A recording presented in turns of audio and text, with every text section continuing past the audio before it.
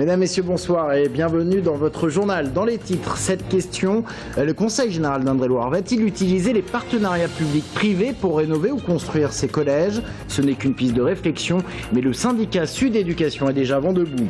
Jean-Marie Le Pen en Loir-et-Cher hier soir, il est venu soutenir la tête de liste FN, Bernard Monod. Une réunion publique était organisée à Vineuil dans une salle des fêtes vandalisée un jour plus tôt. 4000 spectateurs attendus ce week-end à Saint-Avertin pour le Riding Park, un rassemblement de sports urbains, vélo, skate, roller, entre autres. Mais avant de développer ces titres, on prend la direction du château du Rivaux dans le Chinonais. Première mondiale au château du Rivaux qui reçoit la divine musique du Temple du Soleil de Pékin. Première mondiale puisque c'est la première fois que les 30 musiciens sortent de Chine. L'occasion de célébrer les 50 ans de l'amitié franco-chinoise. Audrey Champigny.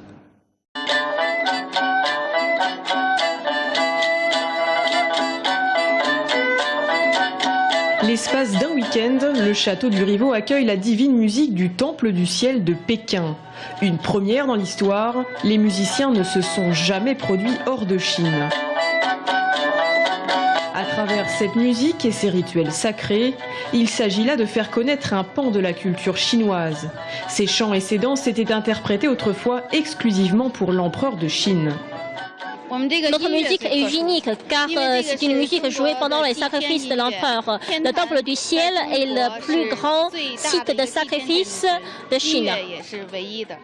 Dimanche, les spectateurs les plus privilégiés pourront donc assister à un spectacle unique de ces gardiens de cette civilisation ancestrale. Il nous montre les coutumes et la musique et les danses qui étaient jouées et données à la cour des empereurs.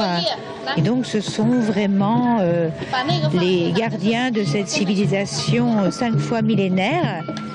Et pour l'occasion, mais aussi pour célébrer le 50e anniversaire des relations diplomatiques entre la France et la Chine, l'ambassadeur de Chine en France, Zhai Jin, est attendu demain au château du Rivaux. La politique et Jean-Marie Le Pen, le président d'honneur du Front National, qui était dans le Loir-et-Cher hier soir pour soutenir Bernard Monod, sa tête de liste pour les européennes dans notre Euro-région. Il s'est rendu à Blois, puis à Vineuil pour une réunion publique, réunion dans la salle des fêtes qui a été vandalisée un jour plus tôt en raison justement de la venue de Jean-Marie Le Pen. Anaïs Michaud. Jean-Marie Le Pen, le président d'honneur du Front National, est venu exceptionnellement soutenir le candidat Bernard Monod, qui avoue souffrir d'un déficit de notoriété. Pourtant, il est loin d'être novice dans le parti, puisque c'est lui qui avait rédigé en 2007 le programme économique frontiste. Pour les deux hommes, même discours, non à l'Europe, oui à la France.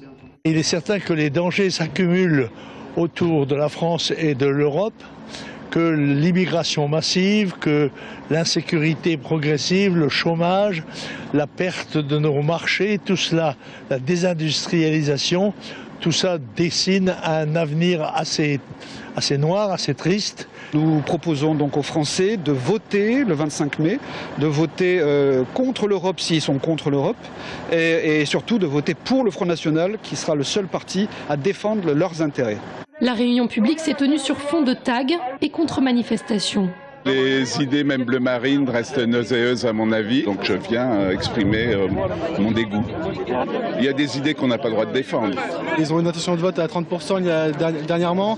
En plus, ils commencent à s'allier avec les autres extrêmes des autres pays, ce qui est très problématique pour la démocratie. Tous les jeunes de Blois, Vineuil, ils sont venus tous comme ils ont pu pour venir contre le FN. Donc notre déplacement, il est là, on n'est pas venu pour de la violence, pour rien, on est venu pour dire ce qu'on pensait. Des procédés antidémocratiques, selon Jean-Marie Le Pen. S'opposer à la démarche de contact entre les candidats et les électeurs est, me semble-t-il, une méthode totalitaire absolument inqualifiable. Mais la réunion se déroule finalement sans heurts et après de longs applaudissements concluant son discours, Jean-Marie Le Pen entonne la Marseillaise.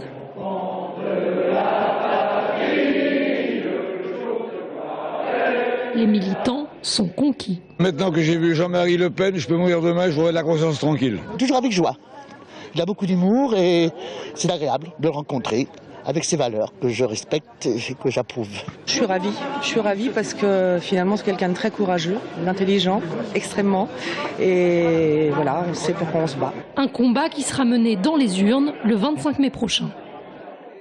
La campagne européenne qui bat son plein avec de nombreuses personnalités en déplacement dans notre région. François Bayrou était en Indre-et-Loire aujourd'hui pour soutenir l'UDI. Sophie Oconi dans le cadre de l'alternative Modem plus UDI. Brice Hortefeux, la tête de liste UMP dans notre région, était en Touraine ce matin et ce soir dans le Loir-et-Cher pour une réunion publique. Et puis enfin Corinne Lepage pour Europe Citoyenne et ce soir à Tours, là aussi pour une réunion publique. Elle est d'ailleurs notre invitée. Rendez-vous à la fin de ce journal. On a appris aujourd'hui la mort du psychiatre et psychanalyste Jean Houry. Il s'est éteint hier soir dans sa clinique de la Borde à Courcheverny dans le Loir-et-Cher. Il a succombé à un cancer du pancréas. Il était internationalement connu pour être le chef de file de la psychothérapie institutionnelle française. Il avait fondé en 1953 la clinique de la Borde, un lieu qu'il avait su maintenir en vie malgré toutes les difficultés. Il avait 90 ans. L'actualité sociale et le mouvement qui se durcit chez Fidelia à Tours. Une partie des salariés continuent son mouvement de grève. Ils réclament des garanties sur leurs conditions de travail. Un mouvement de grève au sein de ce centre d'appel qui a débuté en début de semaine. Le nouveau système de répartition des appels dégraderait la qualité du service selon les grévistes. On en vient à ce qui pourrait devenir une véritable polémique du côté des collèges d'Indre-et-Loire. Sud Éducation tire en tout cas le signal d'alarme. En cause, une réflexion en cours du côté du Conseil général d'Indre-et-Loire pour trouver les moyens financiers de construire ou rénover les bâtiments. Il faut trouver 55 millions d'euros et une des pistes pourrait être les PPP, les partenariats publics-privés. Ce n'est qu'une option, mais qui fait bondir le syndicat. Aurélie Renaud.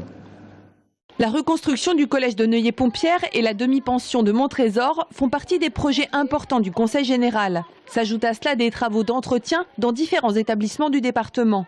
Le plan d'investissement s'élève à 55 millions d'euros. Pour assumer ce lourd financement, le Conseil général étudie la solution du PPP. C'est le partenariat public-privé. Les infrastructures appartiendraient alors à un groupe privé auquel le Conseil général verserait un loyer. Des choix budgétaires qui font bondir certains syndicats. Ce qui nous choque dans cette histoire de partenariat public-privé, c'est que ce genre de montage s'est transféré à une entreprise privée et entre parenthèses ici à de grands groupes capitalistiques du BTP, la propriété des bâtiments et cette propriété est louée aux collectivités territoriales pendant des baux qui sont parfois de 20 ans, ce qui fait que ça revient encore plus cher qu'un investissement direct. Pour le Conseil général, le partenariat public-privé répond à une urgence, celle de la hausse significative du nombre d'élèves en Indre-et-Loire. Au total, 8 collèges seraient concernés par ces investissements, avec par exemple la reconstruction du collège d'Azel-Rideau, la demi-pension d'Amboise et même la construction, pourquoi pas, d'un nouvel internat. Ça veut dire pour le Conseil général que l'on peut engager des opérations immédiatement, sans attendre d'en avoir les moyens comme nous le faisions auparavant sur des méthodes classiques. Il y a aussi des retombées économiques locales sur le tissu local et sur l'emploi. Je ne vais pas dire que c'est économiquement plus intéressant que la procédure classique, mais ça ne revient pas plus cher. Selon le Conseil général, ce montage financier permettrait même de livrer de nouveaux collèges dès 2017. Rappelons que le PPP reste aujourd'hui une option. Le programme de financement sera voté par les élus fin 2014. Nous vous annoncions en début de semaine un accord à Tours entre les parents d'élèves et la mairie sur les rythmes scolaires. Retour à la situation antérieure sur la pause méridienne, les activités périscolaires étant concentrées sur 2 fins d'après-midi. Les syndicats d'enseignants n'avaient pas participé aux négociations. Eh bien, le syndicat SNU-IPP s'oppose au nouveau projet. Écoutez Paul Lagarde. Je pense qu'il va vraiment falloir enfin, à Tours, comme à Joly-les-Tours, comme sur d'autres communes de cette importance-là, que la parole des enseignants soit entendue et que la place des apprentissages, que l'importance de ce que nous faisons nous sur le temps de classe soit entendue. Il ne faut plus que l'organisation des activités péréducatives fasse l'organisation du temps scolaire. Il faut que ce soit l'inverse. C'est ça une réforme des rythmes dans le bon sens. Il est adossé à la cathédrale Saint-Gatien de Tours. Le Cloître de la Psalette retrouve son jardin le temps d'un été. Son plan de forme carrée symbolise la terre, les 4 allées en forme de croix, les 4 fleuves du paradis terrestre. Il faut savoir que les jardiniers du Centre des Monuments Nationaux, propriétaires du site, se sont entourés de 4 jeunes âgés de 16 à 25 ans et en réinsertion. Ils font partie de l'association de prévention socio-éducative de la Rabière à Joué-les-Tours. C'est ce soir le coup d'envoi de la guinguette de Tours. Et pour ce premier week-end, eh bien, le temps est de la partie. La guinguette de Tours qui fête déjà ses 10 ans. On peut y aller boire un coup ou pour profiter des animations culturelles, car la guinguette, c'est aussi le festival Tours-sur-Loire. Un artiste, par exemple, cette année, Clément Briand, on vous en a parlé. Il s'agit de ces projections fantasmagoriques sur les arbres de la guinguette qui seront donc projetées au moment de la fermeture. Les sports et rendez-vous important à Blois pour les basketteurs. Quart de finale de National 1 demain soir. Blois reçoit Charleville-Mézières. Rendez-vous dès 19h30 et c'est un match à suivre en direct sur le site internet de la Nouvelle République du 41. Et puis enfin du côté de l'agglomération Tourangelle, on va rider avec ce rassemblement de sports urbains à Saint-Avertin. Vélo, skate, roller, trampoline et même une compétition de graffiti. Événement intitulé Riding Park. Ça commence ce soir. Pendant tout le week-end sont attendus 4000 spectateurs et 80 riders. Bastien Mathieu. Encore quelques petits bricolages et tout sera fin prêt. Cet après-midi, toute l'équipe de bénévoles était sur le pont pour les derniers préparatifs. La 7e édition du Riding Park, c'est pour ce soir. C'est un événement autour des sports urbains, skate, roller, BMX principalement.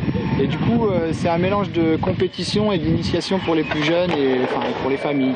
Rassembler les passionnés et initier les curieux, tels sont les objectifs du plus grand événement de sport urbain de la région, avec pour ambition également de mettre en avant une pratique qui est en plein essor. En 9 ans, le nombre de skateurs dans la région centre est ainsi passé de 60 à près de 2500 en 2012.